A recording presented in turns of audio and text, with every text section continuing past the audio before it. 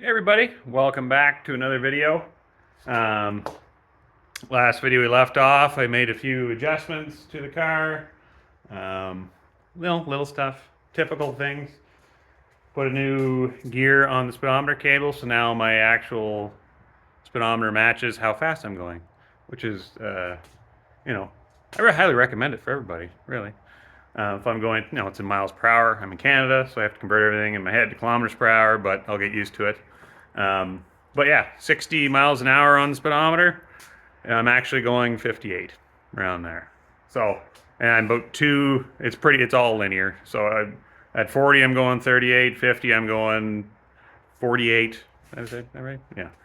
Um, and yeah, so I'm actual speed is 2 miles per hour lower than what's on the gauge. So not bad. Just middle of doing my first oil change. So I probably have, I'd say it's hard to say because my odometer was off because of my gear on my speedometer as well. 300 or 400 miles, I'd say. Oh, sorry, kilometers. It's quite a lot more than what I had, so the accuracy was pretty far off. But just based on I've driven it to work probably 5 or 6 times, so that's 50 kilometers each time. I've taken it, up around down to the beach and around and down, and a few crop tours here and there. So I'm just guessing, but I'll show you. I just drained it. I haven't really looked at it yet, but I'll show you what it looks like. There it is. So that's with, 400 or 500 kilometers, I'd say. But this is the first oil change. It looks pretty dark. It's not too bad. But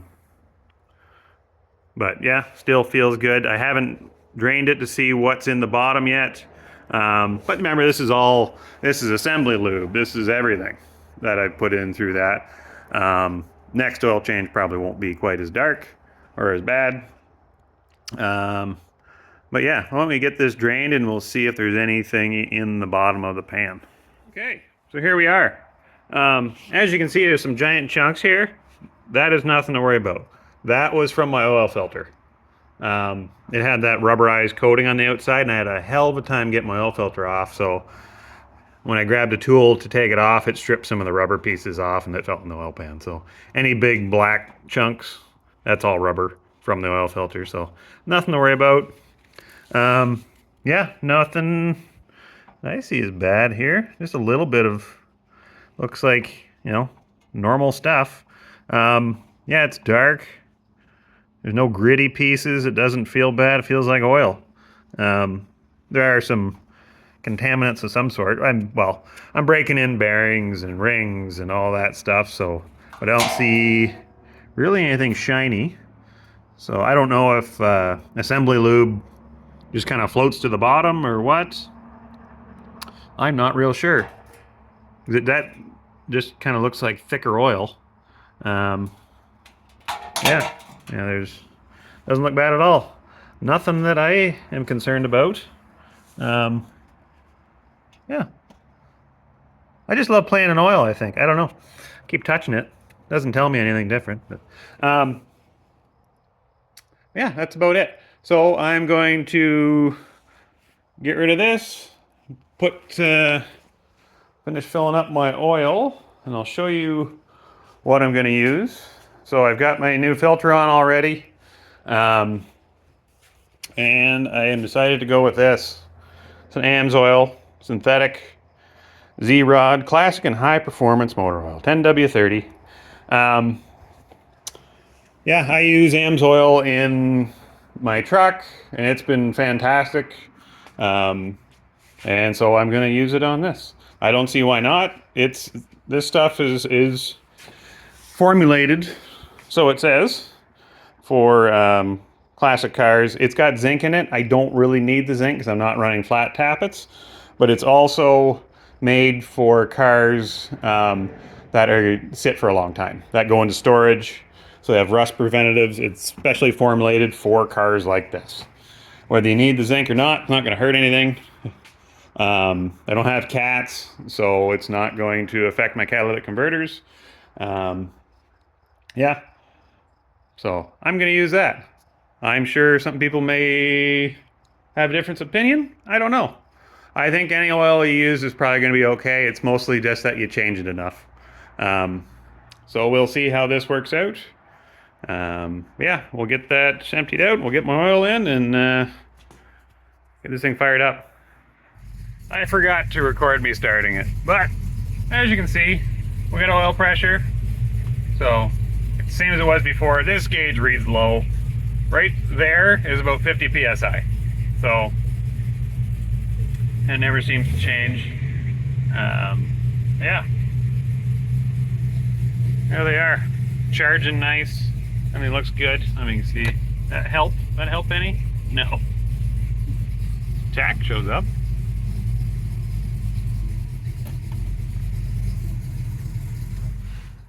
Well, it's a couple days later. Actually more than a couple.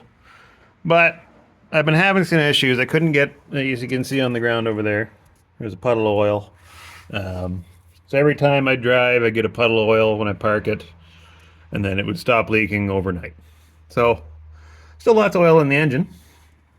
So I thought, well, I thought it was just oil pan bolts leaking. So just the ones I could see oil on, I redid. I never did, for some reason, I didn't torque them. The second time I think I had to take the oil pan off for some reason, and I didn't torque my oil pan bolts. I just kind of snugged them up by hand. So I thought, you know what, why don't I check the torque on these oil pan bolts to see what they're at, and they were all loose. So they were snug, but they were supposed to be, well, the bigger ones, the 5/16 bolts are, I think 12 foot-pounds, and the rest are like 9-10 foot-pounds, the quarter 20s. So they were all at like, I don't know, 1-2 foot-pounds. So they were all loose. So I went around, I'd take my starter out, retorqued all my oil pan bolts. I have another gasket on order just in case I have to drop it, which shouldn't be actually too terrible. I just have to take this one bar out, I think, and I should be able to slide everything forward. Hopefully. If not, I'd have to take my steering down and everything. So hopefully I don't have to do that. Yeah. But what else did I noticed I had a rattle the other day and I couldn't pinpoint it, but one of my header bolts, as you can, I don't know if you can see up there, this one, that one? No, that side. There it is. That guy there. The nut fell off. So that bolt was kind of rattling around, so that was causing my noise. So yeah, I just had the inspection cover off to see where the oil's coming from. It's coming from the outside here. It's dripping down. So I think it was leaking around there. It's dry inside there, so everything should be okay. Hopefully that solves my leaking problem. So I don't have to do much more work. So I'm gonna get my starter put back in, get this bolted back together. I won't be able to take it for a test drive because of course it's raining again. But I think tomorrow's supposed to rain too. The day after though, we're gonna take it for a spin. So, all right, get this bolted back together. All right, well, just finished giving it a bath. You can, I don't know if I ever showed it in the sun very well. You can really see the metallic pop out. Yeah, it looks pretty good. You can see the trunk lid. Yeah, just really shiny, which is nice because you can, the metallic really hides all the flaws, which is good. Yeah, so today I got my alignment done at a garage, and I got the AC charged, and everything is working great. No problems with the AC. Yeah, had a good talk with the mechanics. Yeah, everybody was a big fan. So, yeah, runs nice. I took it for probably 2-hour drive today, and no problems. Oh, sorry, one problem. When I came out after I got it home from the alignment this morning, I parked it, Went into the house for a couple hours, came back out, and there was a big puddle underneath. And I thought it was oil. It was big. As soon as I looked at it, wiped it up, it was green. It was coolant. So, which was odd because I had my AC done this morning. We didn't touch the heater lines.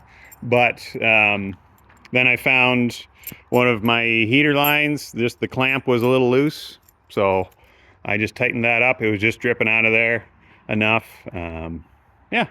So other than that, yeah, things are looking good. The more and more I see these rims, I really like them.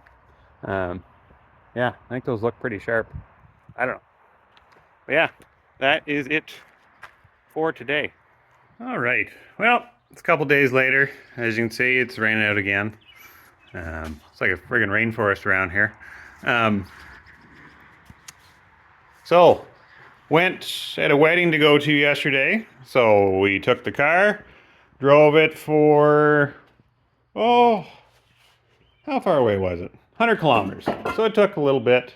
So altogether, probably drove it 250 kilometers yesterday.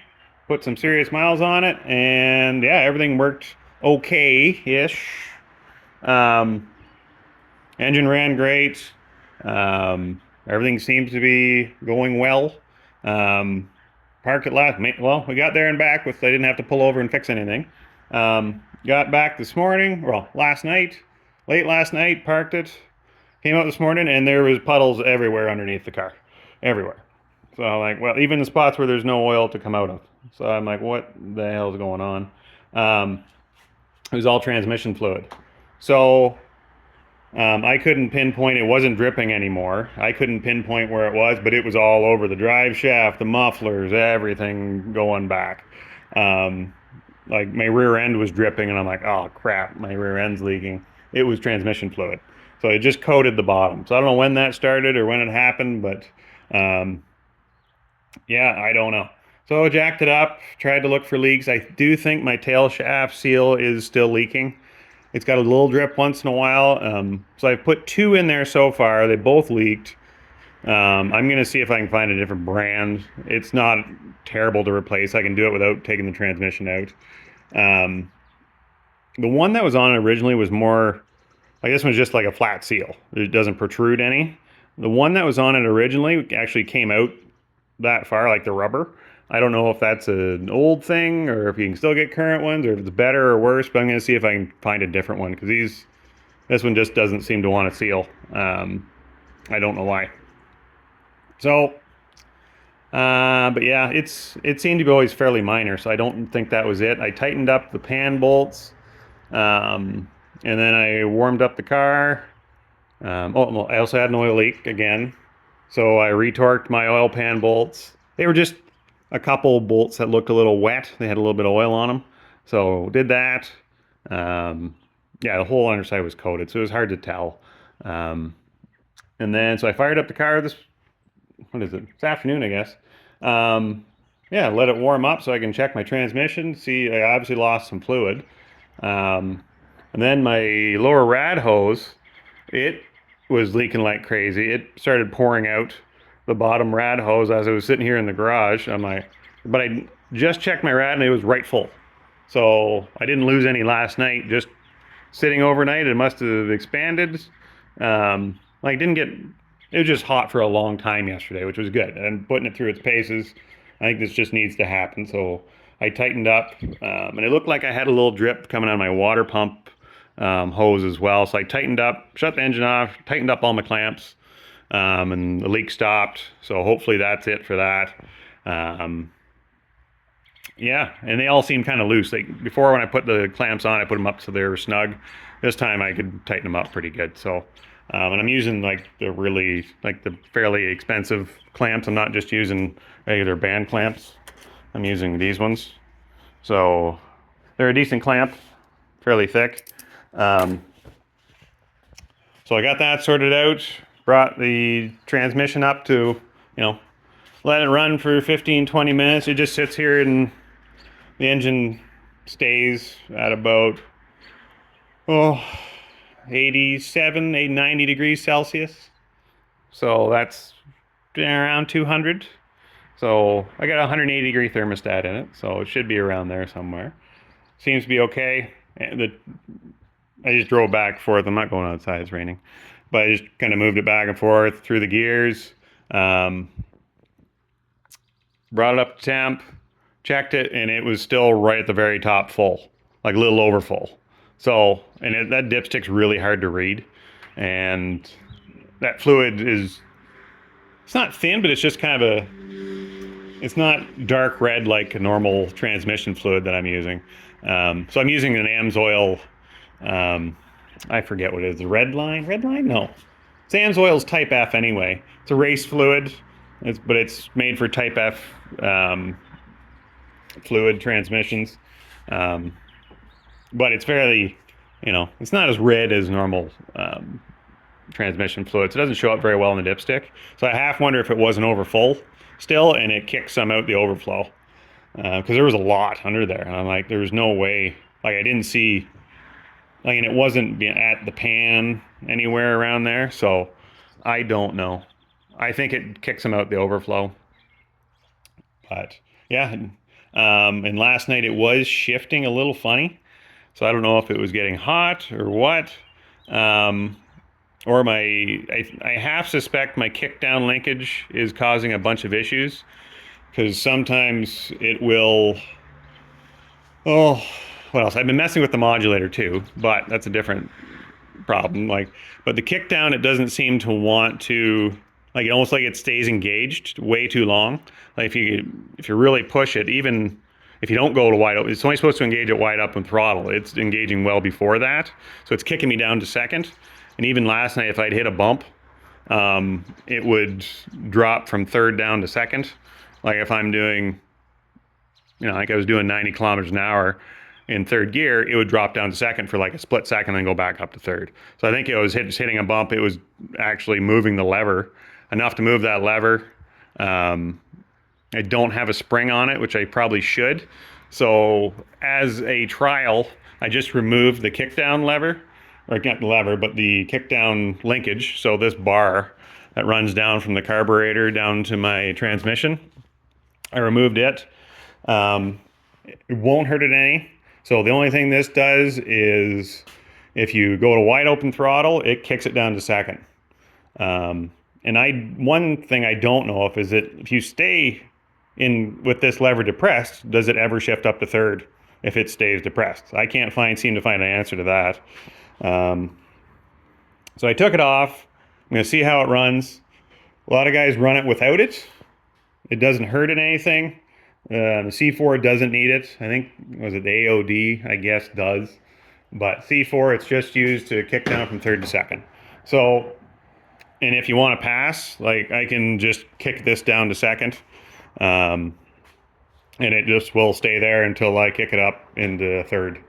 So I'm going to give that a shot to see if my problems go away. Because I had been testing it out. I'd be on a nice open stretch and I'd, put it down and it would shift to second and then it would just stay there. It would never shift to third, which, and it gets pretty high in the revs, and it should, according to my manual, around 70, between 56 and 70 miles an hour, it should shift. It's not. So it just stays up there. So I'm going to see if that cures my problem, and then I know my kickdown lever is an issue.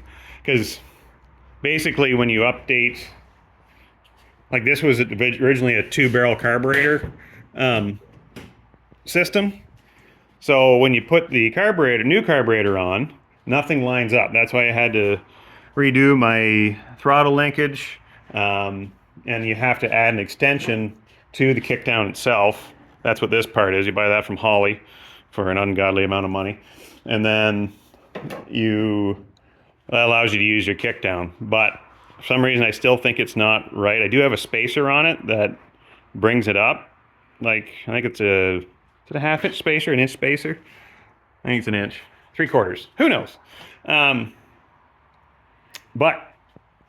So I'll try that out, and I will report back if that works. I haven't done any tuning in on it.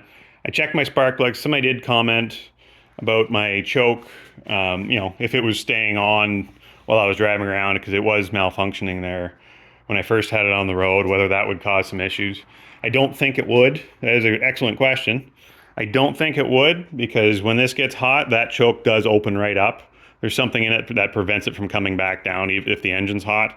So when it does heat up, it would open straight. So I think it was, like, the plugs look identical to what they were. They're still black sooty. They're not kind of brown like they should be. So yeah, I think we'll see if we can get these transmission issues sorted out. And then someday I will get around to tuning this carburetor. So I figured out my mileage yesterday. Now, it was just a rough mileage, and I was probably getting 12 miles per gallon, I think. I haven't worked out the numbers exactly, because we went to a car show down just south of Owen Sound here, and then we drove down to Wingham for the wedding. So we put on a bunch of miles when I filled up last, so I got to figure out the math on the mileage, but it's around there. It's probably not far off 12 miles per gallon. So, yeah. But other than that, it ran perfectly. Got us there and back, no problems. So, that's it, and I will report back when I have some type of knowledge further. That makes sense. You know what I mean. All right. Well, I have some further knowledge. Car's up on jack stands. There's a drain pan underneath the transmission, and then there's a tail shaft right there. So I took it for a drive, and everything went fantastic. That night, took it out. Was that night? Day after, maybe. Took it for a drive. Passed a car. It downshifted to second. Went up to third. Drove like a normal car. It was perfect. Next day, drove the car again. It was struggling to shift into third, and then when I came to a stop, a few times it wouldn't go all the way down to first gear. It would start off in second. So I was like, something was up. So then I did a little research, and it could be my governor is sticking. And it is accessible if you take the tail shaft off, or not the tail shaft, but the tail housing off. So that is what I did. Yeah. I'm going to replace that seal as well. So you can see the seal that's on it. That's it there. It's just a normal seal. I put a new bushing in there too, so it should be fine. So that one, and this is the replacement here. As you can see, there's a bit of a difference. So that one will protrude like that. I'm going to seal around this. I'm not sure if it's coming through the seal or underneath it. It's hard to tell, so I'll put some sealant around the outside edge to make sure that is not part of the problem. Yeah,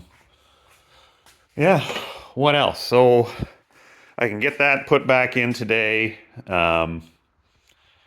Yeah, well, that is one thing that I didn't actually touch when I had the transmission apart, and that was just an oversight on my part. I didn't take the governor apart and cleaned it. I just didn't even think about it, because I had tested it and it seemed like I air checked it, and when you apply air to it, you can hear it vibrate back and forth, and that was fine. So took it apart, cleaned it. It's now back in, but I just have to put that seal in there. So there is one other way to kind of loosen up a stuck governor. That I found on the internet, and a few guys have done it. They say it's fine. Is what you do is you get up to over 40 miles per hour, and you take your transmission, you shift it into park while you're going at speed, and you'll hear the parking pawl try to engage. And if you're going fast enough, it won't engage. It'll just vibrate like crazy because it's a steel parking pawl. They say, oh, it won't hurt anything, but you do that for a second, you drive it back and put it in drive, and then maybe do it again. But you got to be going fast. That's the thing. I say it's not for the faint of heart, and it sounds like you're destroying everything. So I don't feel like doing that.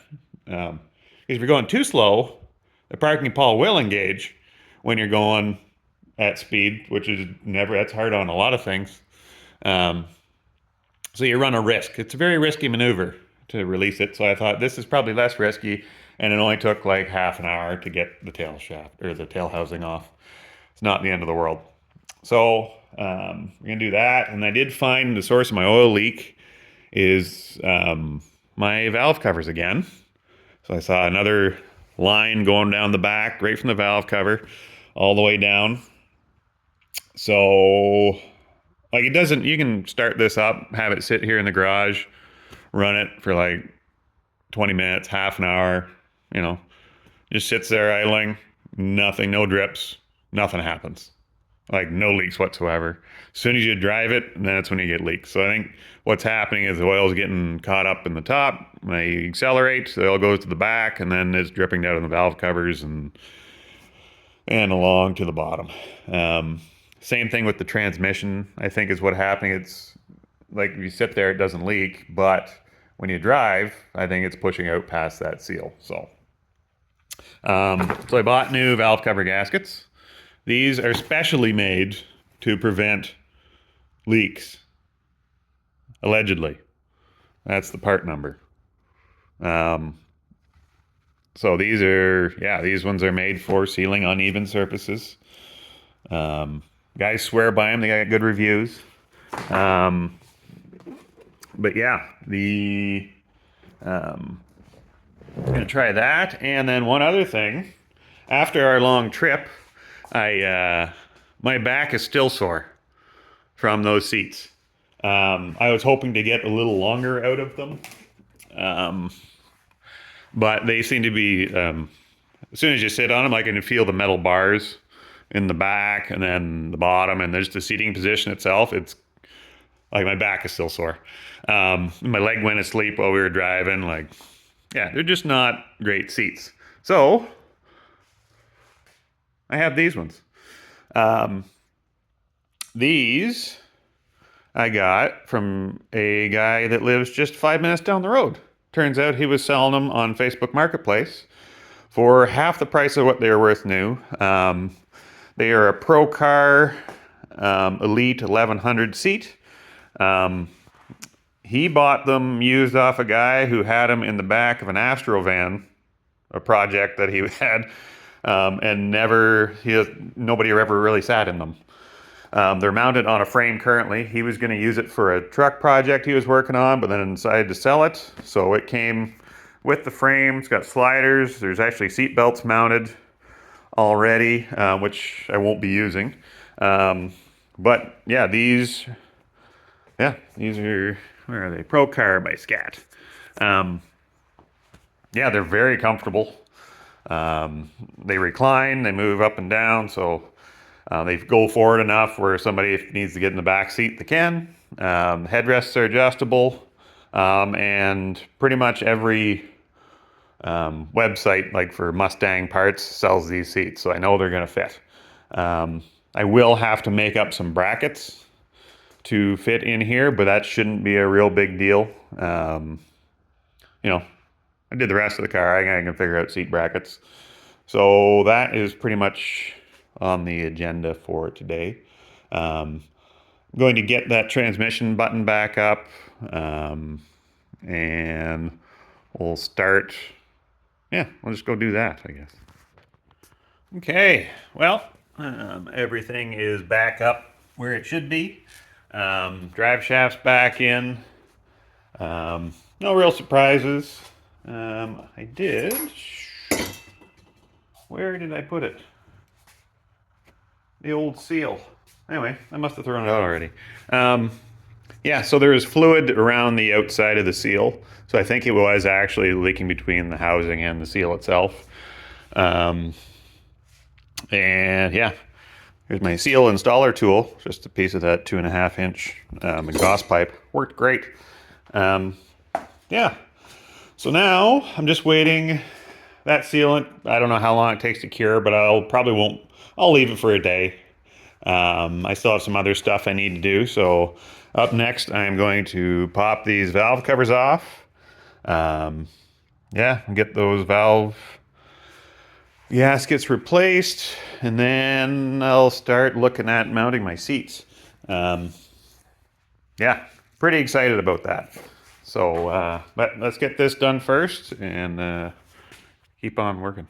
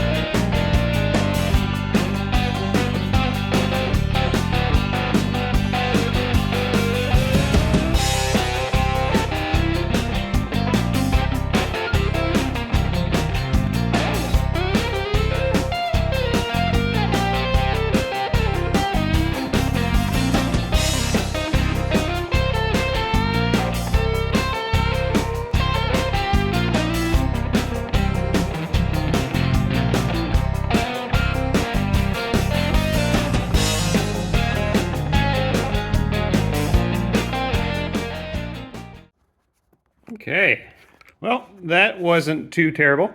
It looked like both sides were leaking. But yeah, just had to silicone that other gasket on. Just had to clear the silicone off and get all cleaned up. Oh, I gotta plug my plug wires in before I forget. And that's pretty much it for the valve covers and hopefully all my leaks. Maybe, potentially. Doubtful, but we'll see how it goes. But on that note, I'm going to end this video off. So yeah, still doing a little bit of tweaking to the car. Still working on it, but it's a lot of fun to drive. So yeah, thanks for watching, and we'll see you next time.